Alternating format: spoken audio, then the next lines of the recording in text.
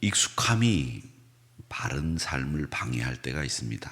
사람이 이제 행동을 하다가 그 행동이 계속 반복이 되면 그 반복되는 행동에 의해서 익숙해지다 보면 자극도 없고 도전도 없고 늘 같은 행동.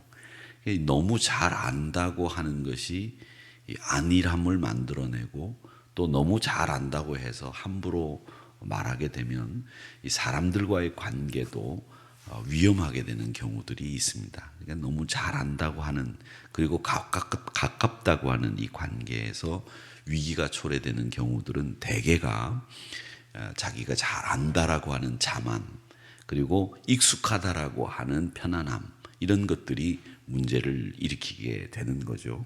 신앙도 마찬가지입니다. 우리가 그 말씀 잘 알아. 오늘 설교 제목 보니까 그런 말씀 하시겠네. 이런 예측들을 하는 것이 이 예배 생활에 굉장히 방해가 된다고 합니다. 그래서 우리는 이 익숙함에 매몰되지 않도록 대상을 늘 낯설게 보는 시각, 대상을 늘 새로운 시각으로 판단할 수 있는 그런 사고 방식 이런 것들이 때로는 필요합니다. 우리가 다 알고 또 우리가 모든 것을 다 익숙하면 참 좋겠는데 이 다 아는 이 바른 삶이 우리를 익숙하게 만들면서 힘들게 하고 믿음을 정체시키는 일들이 생기는 겁니다.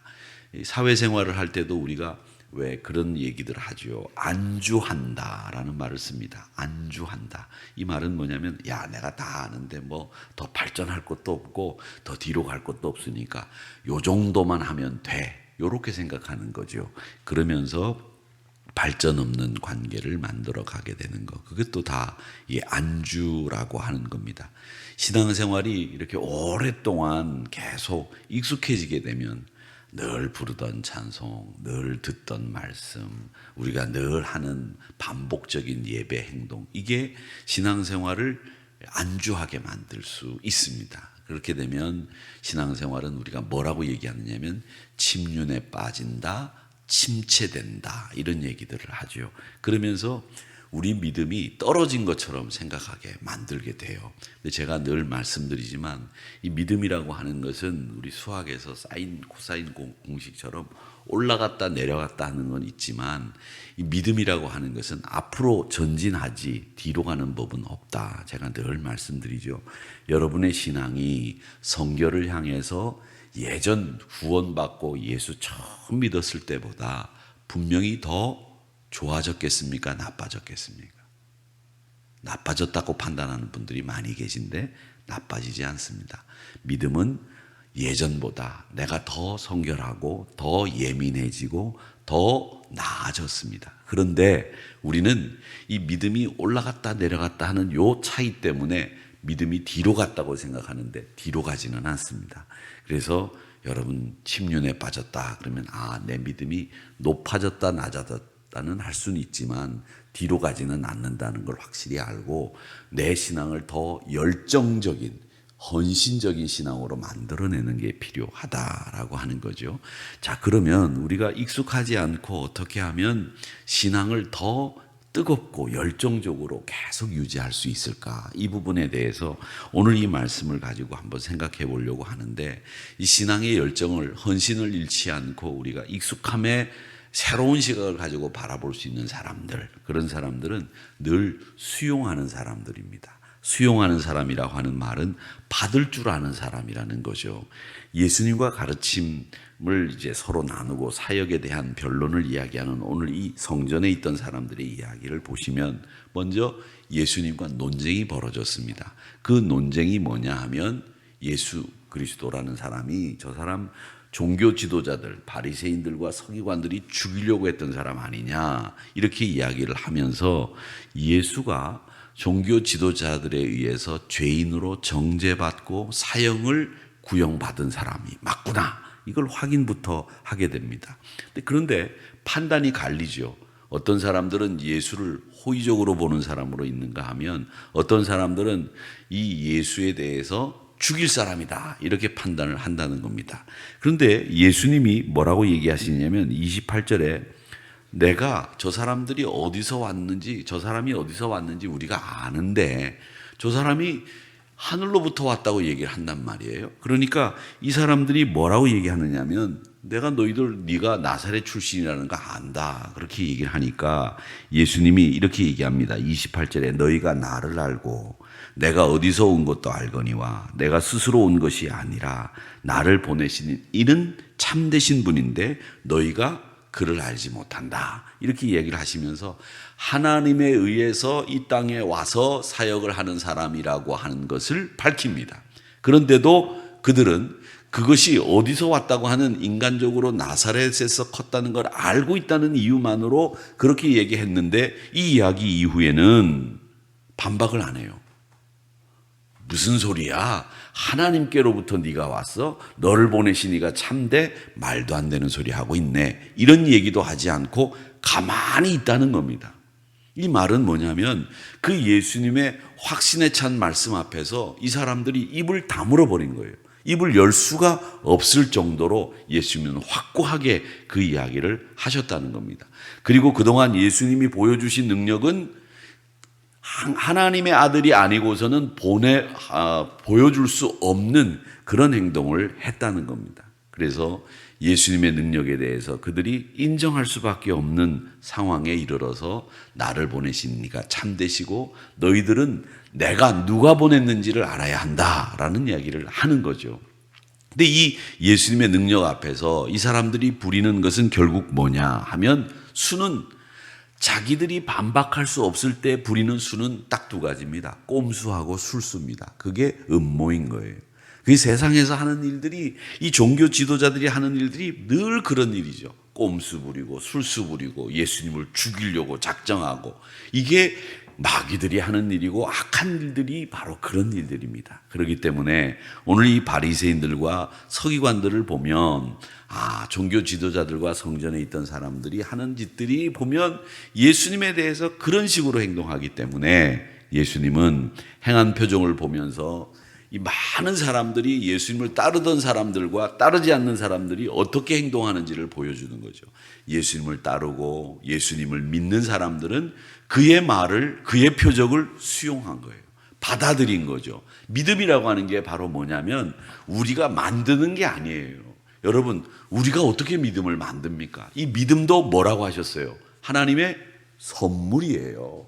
그 선물을 우리가 받는 거예요. 그게 은혜인 거예요.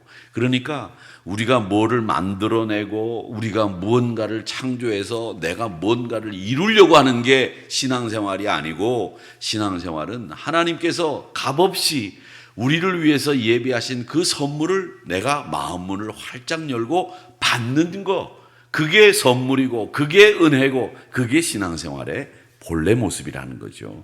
그러니까 우리 모든 사람들은 우리의 신앙의 열정과 헌신을 잃지 않고 내 신앙의 침륜이나 또 신앙의 안주에서 벗어나서 계속 발전하고 새로운 시각을 갖기 위해서 여러분들 우리에게 필요한 것은 뭐냐? 늘 받아들이는 그리고 귀 기울이는 하나님의 음성에 예민하게 반응하는 이런 자세들이 우리에게 필요하다라는 것을 오늘 말씀을 통해서 배우는 거죠. 자, 그런가 하면 예수님의 말씀에 대해서 오해하는 사람들도 있는데 이 오해하는 사람들이 바로 그겁니다. 내가 어디서 오는지 알 수 없는데 내가 너를 갈릴리 사람이라고 하는 거 분명히 안다. 그런데 메시아는 우리가 알지 못하는 데서 오는 분이라고 배웠는데 너는 갈릴리에서 자라서 갈릴리에서부터 오지 않았느냐, 그 얘기를 하는 사람들이 있었습니다. 그런데 예수님은 내가 어디서 왔는지 분명히 설명하시잖아요. 스스로 온 게 아니다. 나를 보낸 분이 계시다. 하나님께로부터 왔다. 이런 얘기를 하시잖아요. 근데 예루살렘 사람들은 그런데 관심이 없어요. 그들은 인간적으로 예수가 어디서 왔는지는 분명히 알기 때문에 그걸 가지고 이 얘기를 하는 거죠. 그 이면에 예수님을 보내신 하나님이 계시다고 하는 걸 못 보는 거예요. 인간적으로 갈릴리에서 나사렛에서 왔다라고 하는 인간적인 정보, 자기들이 알고 있는 그 정보에만 국한돼서 판단하는 거예요. 그러니까 여러분, 이런 사람들이 오해한다는 거죠. 여러분, 모든 일에는 겉으로 드러난 일이 있고 그 일이 겉으로 드러나기까지 그 안에 숨어 있는 비하인드 스토리라고 하는 것들이 늘 있는 겁니다. 그 비하인드 스토리를 우리가 이렇게 보면 이 겉으로 드러난 게 이해가 되는 거예요.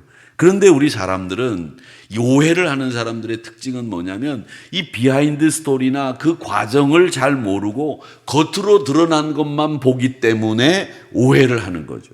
그리고 바른 시각으로 못 보는 거예요. 그러니까 우리 믿음의 사람들은 항상 결과가 있고 겉으로 드러난 것 그 뒤에 혹은 그 이면에 그 깊은 곳에 비하인드 스토리와 그 과정을 눈여겨볼 수 있는 이런 시각들을 가지고 있어야 우리가 오해하지 않고 선입견에 사로잡히지 않고 늘 참 메시아이신 그리스도를 바라볼 수 있다. 그걸 우리는 오늘 이 말씀을 통해서 배우는 겁니다. 28절에 보면 나를 보내신 이는 참되기 때문에 나를 보내신 이 그분 때문에 내가 여기 왔다라고 하는 것을 얘기하고 있다라고 하는 겁니다. 이런 오해하는 사람들은 하나님께서 어떤 일을 하시는지에 대한 이해 없는 거예요. 그냥 예수님이 종교 지도자들 눈에 볼 때는 반역자요, 참남한 자라고 하는 것을 생각하게 됐다라는 겁니다. 그래서 이 모든 것이 하나님의 주권 하에서 하나님의 뜻대로 하나님의 방식대로 이루어져 간다고 하는 것을 우리가 보는 거죠. 그래서 수용하는 사람, 오해하는 사람들이 있는데 이 오해하는 사람들은 참 이면에 있는 비하인드 스토리와 그 과정을 잘 바라보지 못하는 영적으로 눈이 닫혀 있는 사람들이었다는 것이죠. 늘 여러분의 열정과 헌신, 그것을 유지하고 믿음의 바른 방향으로 걸어나가기 위해서 수용하는 자세, 예민하게 하나님의 음성을 듣는 이런 자세를 잃지 마시고 항상 하나님께서 기뻐하시는 일들을 무엇인가 뜻을 생각해 볼 줄 아는 여러분들이 되시기를 바랍니다. 이렇게 변화의 가능성이 있는 사람들이 많이 있어요.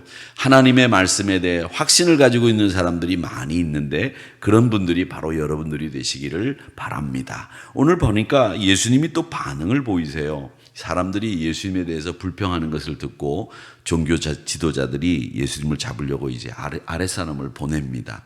예수는 뭐라고 말씀하시는가 하면 33절, 34절에 보십시오.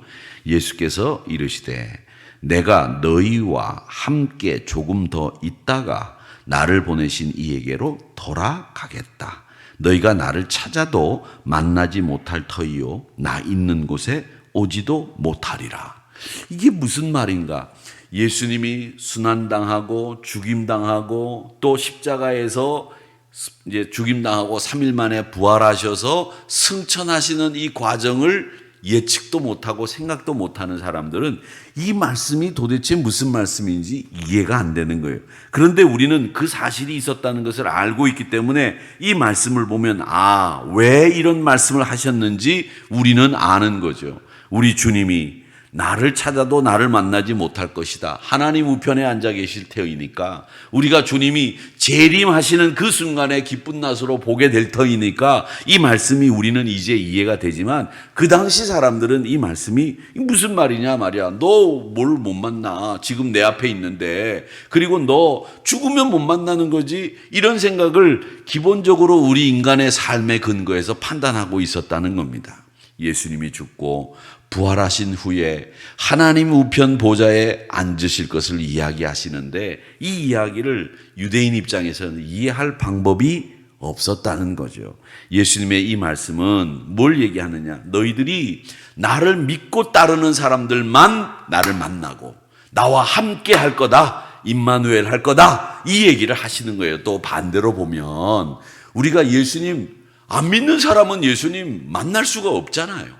우리가 예수님 믿으니까 날마다 예수님 만나는 거고 그 말씀을 통해서 그가 살아계신 것을 경험하는 거 아닙니까? 그러니까 예수님 만나려고 하는 사람들, 우리가 예수 믿으면서 예수님의 말씀을 믿고 그 말씀을 따르면 우리는 매일 예수님 만나는 거예요.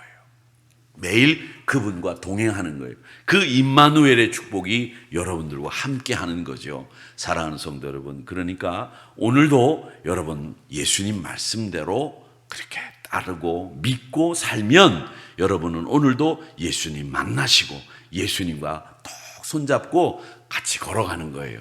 그런 말씀을 오늘 이 말씀 속에서 하시는 겁니다. 예수님을 신뢰하십시오. 예수님을 믿으십시오. 그렇게 될 때에 예수님은 우리와 함께 하시는 겁니다. 그렇게 되면 내 무지에서 깨어나고 내가 사명을 깨닫게 되고, 그렇게 되면 우리가 새로운 시각으로 모든 일들을 바라볼 수 있는 믿음의 눈도 갖게 된다라고 하는 거죠. 그래서 여러분, 침륜에 빠지지 마시고 안주하지 마시고 날마다 발전하고 날마다 우리의 신앙이 일신일신되는 이런 사람은 수용하는 사람, 하나님의 음성에 귀 기울이는 사람, 그 말씀에 눈여겨보는 사람들, 이렇게 수용하는 사람들, 믿고 따르는 사람들이 날마다 예수님을 만나는 사람들이고, 그 사람들이 날마다 헌신과 열정으로 신앙의 성장을 이루는 사람이다 라는 것을 오늘 이 말씀을 통해서 배우게 됩니다. 주님은 어디서 와서 어디로 가는지 분명히 우리에게 말씀하셨는데, 우리는 그 예수님이 어디서 오셨는지, 무엇 때문에 오셨는지, 또 목적이 무엇인지를 알고 있기 때문에 여러분, 유혹이나 핍박에 흔들리지 않고, 예수님도 그러셨습니다.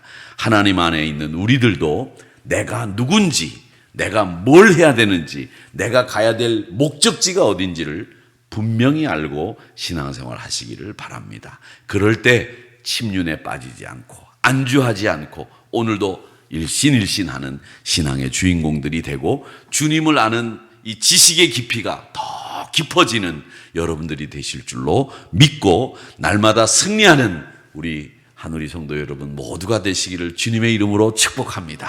승리하는 여러분들이 되시기를 축복합니다. 날마다 하나님이 동행하셔서 여러분의 손을 꼭 붙잡고 승리의 길로 이끄시는 주님과 함께 동행하시기를 주의 이름으로 축복합니다.